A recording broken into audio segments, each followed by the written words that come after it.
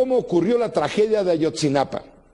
Escuchemos el desarrollo desde el momento en el cual se llevaron a los 43 normalistas en aquella noche del 26, madrugada del 27 de septiembre pasado.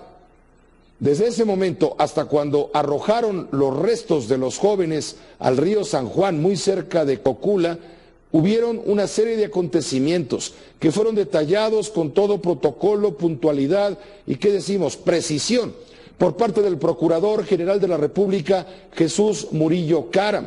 Él convocó a una conferencia de prensa en la Procuraduría General de la República. Se avisó tarde de esta conferencia de prensa.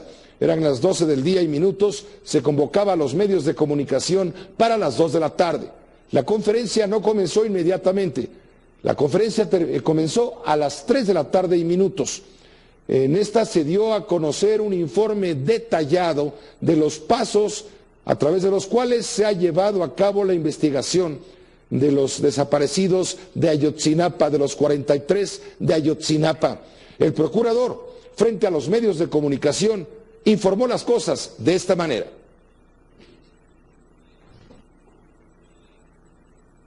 Los testimonios y confesiones que hemos recabado, aunadas al resto de las investigaciones realizadas, apuntan muy lamentablemente al homicidio de un amplio número de personas en la zona de Cocula. En la búsqueda de la verdad, mi obligación es ceñirme a lo que consta en las averiguaciones, y es por eso que los he convocado a esta conferencia de prensa. Las imágenes y videos que se presentan son con el propósito de que la ciudadanía que ha sido víctima de estas personas pueda reconocerlos y denunciarlos. Quiero dejar muy claro que lo que hoy presentamos son avances de la investigación, no son ni pretenden ser las conclusiones de la misma. La investigación continúa su curso. Veamos los avances paso por paso. Como podemos apreciar en el mapa, el grupo de jóvenes salió a bordo de 2 camiones Estrella de Oro de la Escuela Normal Rural Isidro Burgos en Ayotzinapa, rumbo a la entrada de la ciudad de Iguala. Posteriormente se trasladaron a la terminal de autobuses, donde tomaron otros 2 camiones de una empresa. El expresidente municipal de Iguala, quien tenía designado en la comunicación interna de la Policía Municipal el código A5, fue quien dio la orden a los policías municipales de contener a las personas que viajaban en esos 4 camiones, según declara el propio operador de la central de radio de la Policía Municipal de Iguala, David Hernández Cruz, y la ratifica uno de los vigilantes, que ellos conocen como halcones, que recibía comunicación. Es en este mismo evento, como se ha informado, los policías municipales de Iguala privaron de la vida a 3 normalistas.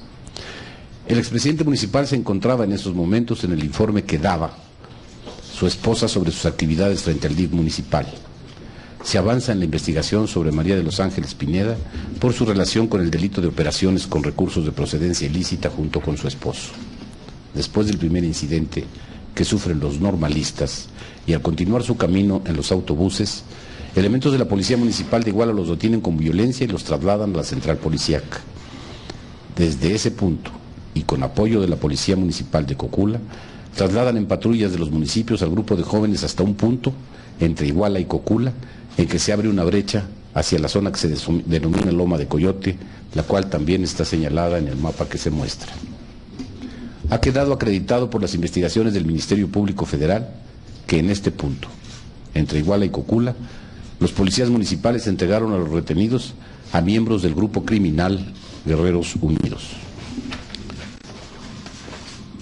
En la investigación que nos fue remitida por la Fiscalía de Guerrero, se aseguraba que los jóvenes habían sido llevados a las fosas ubicadas en la zona de Pueblo Viejo, en donde se señalaba se les había sepultado. Hasta el momento, los peritajes realizados nos han permitido obtener la certeza de que los restos encontrados en esas primeras fosas, las de Pueblo Viejo, no son las de los jóvenes estudiantes, y también se ha logrado determinar la plena identificación de 4 de las personas que se encontraban en esas fosas, las cuales fueron asesinadas en el mes de agosto, es decir, un mes antes de los hechos. Incluso se encontraron restos que correspondían a mujeres, mientras que el grupo de estudiantes normalistas de Ayotzinapa estaba constituido solo por varones. Hechos de los que se ha iniciado una investigación, y en este momento ya podemos determinar que policías municipales de Iguala se encuentran involucrados en el homicidio de estos 4 cuerpos identificados en las primeras fosas de Cerro Viejo.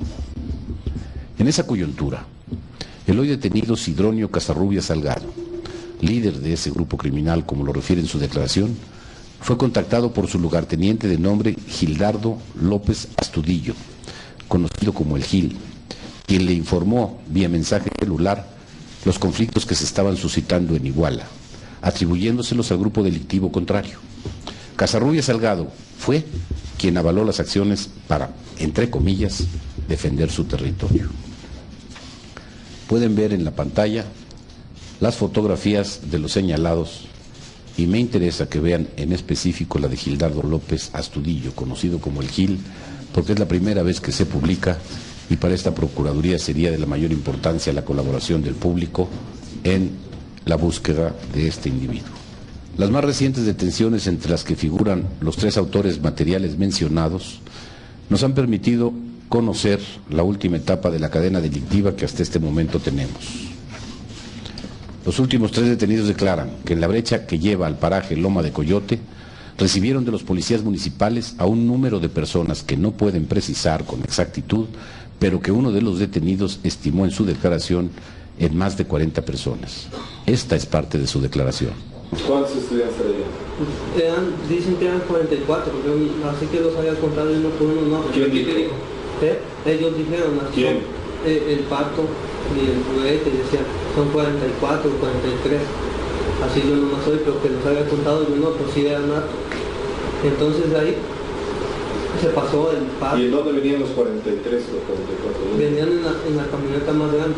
Como observamos en el mapa, en lugar de tomar el camino a Pueblo Viejo, lugar que fue en primera instancia señalado por la Fiscalía del Estado de Guerrero, los detenidos señalan que tomaron la carretera con dirección a Cocula, para posteriormente dirigirse al basurero de ese municipio.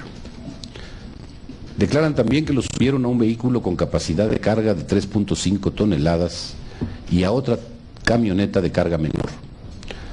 En estos vehículos los condujeron al basurero señalado, que es un barranco oculto a la vista, y que para entrar a él se tiene que abrir una reja que limita el acceso al público o al predio. En pantalla pueden apreciarse las imágenes de las camionetas utilizadas y las del basurero de Cocula, en el basurero de Cocula. Uno de los delincuentes, quien tenía designada la función de halcón informante, declara haberlos visto pasar por el punto en que tenía la encomienda de vigilar. 2 de los detenidos declaran que algunas de las personas que trasladaron al basurero de Cocula llegaron o sin vida o inconscientes, y que los otros fueron interrogados por integrantes del grupo criminal para determinar quiénes eran y las razones de su llegada a Iguala.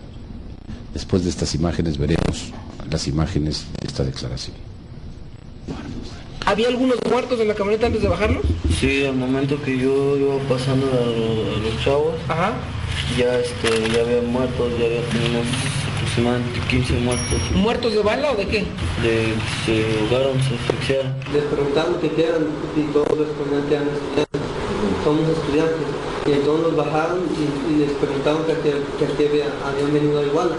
Y dijeron que venían por la esposa de Abarca, no sé si dijeron. ¿Pero pertenecían a algún grupo? ¿Qué es lo que les preguntaron? Ellos pertenecían a un grupo y decían que no. Los detenidos, señalan que en este lugar privaron de la vida a los sobrevivientes y posteriormente los arrojaron a la parte baja del basurero, donde quemaron los cuerpos. Hicieron guardias y relevos para asegurar que el fuego durase horas, arrojándole diésel, gasolina, llantas, leña, plástico, entre otros elementos que se encontraron en el paraje. El fuego, según declaraciones, duró desde la medianoche hasta aproximadamente las 14 horas del día siguiente, según uno de los detenidos, y otro dice que hasta las 15 horas del día 27 de septiembre. Pero el calor que desprendía el área, los delincuentes no pudieron manipular los restos de los cuerpos sino hasta cerca de las 5:30 de la tarde, según sus propias declaraciones. Cuando los peritos analizaron el lugar, encontraron cenizas y restos óseos que, por las características que tienen, corresponden a fragmentos de restos humanos. También aquí están las imágenes. Ya no caer así. Y entonces cayéndose así, ya dice alterco la rana o el pato, los agarraban y los iban acomodando. Llévate, si quieres, ocupamos estas mismas así como si fueran cuerpos. ¿Quieres que te ayude alguien? Como que te ayude alguien. No, porque los que estaban vivos se levantaban y ya los agarraban y ya los cargaban. Entonces ya ahí los ponían y le decían, no, así, los tiraban. Así los iban dejando. Ya los que los agarraban, ya por aquí, les tiraban. Y ya entonces los demás los jalaban de las patas o ya sea de las manos y los iban acomodándose ahí. Y ya los demás chavos los que quedaron vivos quedaron de este lado. A los de encima, a mí me dijeron, tú jálate los que ya están muertos a la orilla del basurero. Como está alto, pues es como de que después aquí los agarré con el viento, así cargando. Ajá. Y aquí había otros dos y esos dos los columpiaban y los aventaban hacia abajo. Mientras nosotros los acarreábamos... O sea, los mataron arriba. No, algunos, a los de encima.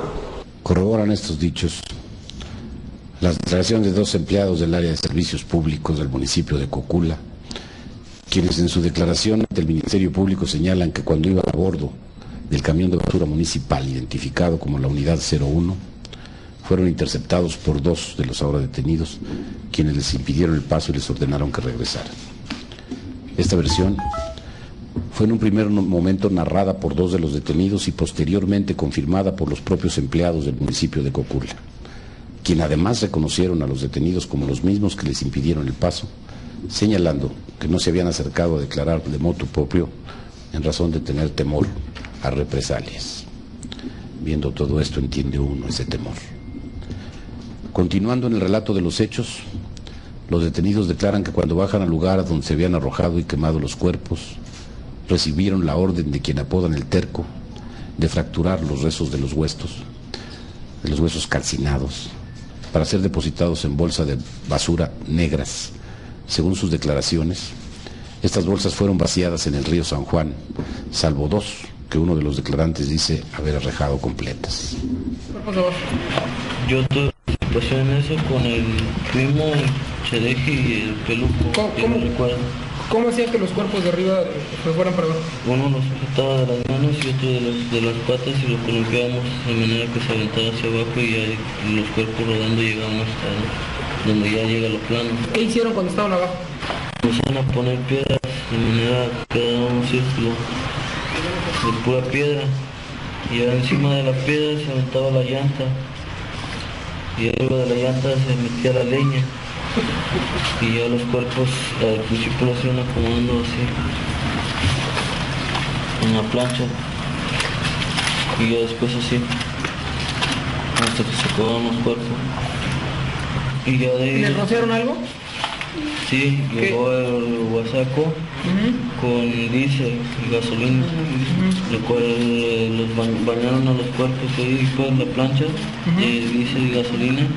Y el Duba y el guasaco le prendió de una orilla y de otra. Un círculo de piedra, ahí se los dejamos, y entonces chequeé, y de paja los comenzaron a acomodar así como si fueran leña, y ya entonces trajo el del terco. ¿Ya muertos? Ya muerto. Ya trajo del terco el diésel, no sé si era diésel o gasolina, y ya se las comenzó a echar alrededor y nosotros le pusimos la leña antes, y ya se los echó y prendió. Y entonces a mí me dijeron, ponte a juntar botellas o plástico para que no se apague el fuego. Y ahí mismo en el basurero anduve buscando botellas y llantas. Y ya yo las dejé y las entonces tuve arriba a cuidar. Me mandaron a cuidar. ¿Hasta qué hora estuvieron ahí que duró la lumbre? Sin meterle mano duró aproximadamente 6 o 7 horas. ¿A qué hora se apagó todo? No se apagó, se dejó prendido, nos retiramos de ese día como a las 2 y dejándole el fuego alto. Y 2 de la mañana o de la tarde. De la tarde, más o menos ahora. Nos retiramos y ya de ahí regresaron a limpiar. Pues yo nomás llegué, entré igual en una moto y me regresé. Eso fue como a las 3 que se acabó el fuego, ya esperamos que se... Como, 3 de la tarde. Ajá, que se enfriara eso. ¿Cuánto tardó en enfriarse? Pues de 3, 4, como a las 5:30 se acabó y ya le echamos de esa ceniza y tierra para que no estuviera tan caliente y le pusimos doble bolsa. Y algunos llevaban unas palas y yo nomás junté así con botellas. ¿Y qué contabas?